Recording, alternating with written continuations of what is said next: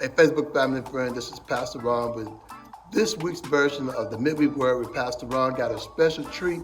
This month of February, we will be talking about music in ministry.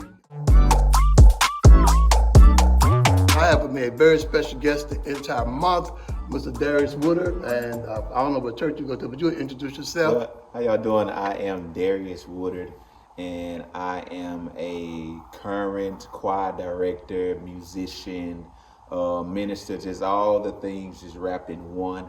And I'm just happy to be serving currently now at Brown Baptist, where I am the sanctuary choir director. I've been there since October. It's a new venture for me, but I'm not new to the job at hand, just new to the space and the place. So I'm just so glad to be there to just render my skills and my assets to that location currently. We're happy to have you. And so our focus on today as we talk about music and ministry in the church, because music is prevalent everywhere you go.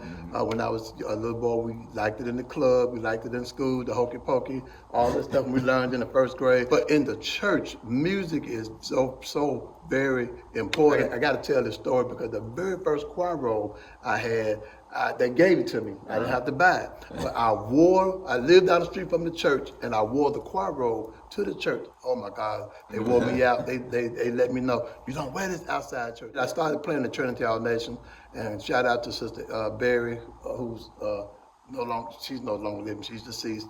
But I was in the choir, and we would fight over who would direct the choir. I love directing. That was my forte, directing. But our organist quit, and she said, "You gonna play this organ?" So shout out to Trinity All Nation, because they had to listen to me learn how to play the organ on Sunday morning. What are your thoughts about music in the church?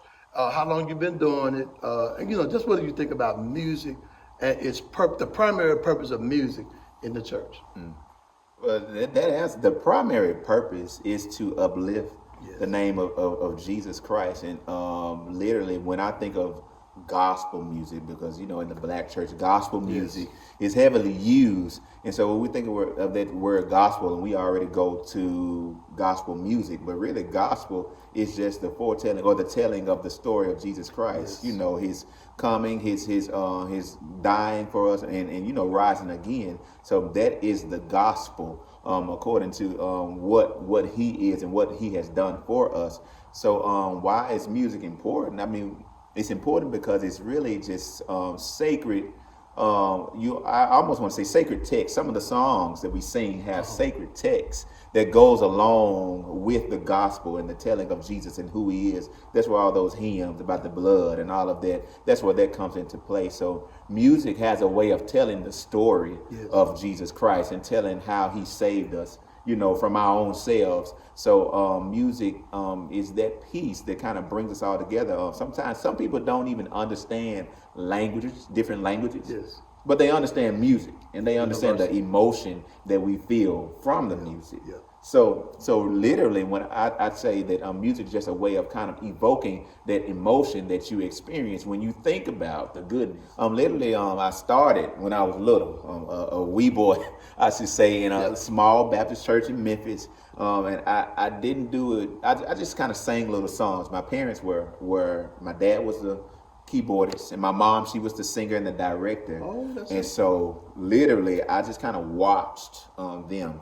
And I would sing every now and then, but not much. And then as we went to different churches, even at World Overcomers, and we was a member there for a second, about a few years.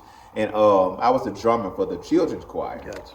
And so then we moved away to Jackson, Tennessee, and I I always knew it was there, but that's when it kind of died off a little bit. I joined the band and things in school, but just in church, I wasn't really active like in singing or playing or anything like that. It wasn't until we came back home and we joined Greater Mount Calvary Missionary Baptist Church. That's my dad's home church, where I got back involved just with music and just really started to go heavy into playing the keyboard. And then I became the minister of music, over the youth under him. And so that's when I started to really learn all of those old Baptist songs. He's calling me and all of that type of stuff. And I know it was the blood, all those blood hymns and everything, because I didn't remember this stuff from when I was real little, but that's when I really began to learn about a lot of those true gospel songs. And then going into now, started, when I started singing in college and stuff like that. And didn't really sing growing up, but really started heavy when I was in college, and that's when I just kind of found my lane, so to speak. And I just really believe that just the songs that I sing, they're not just songs, and songs that I play, they're not just songs, they're not just words, they're not just something we do because we can do it. Right. True. It's something that we believe. We stand by these lyrics that we sing and play. We stand by these gospels that we sing about.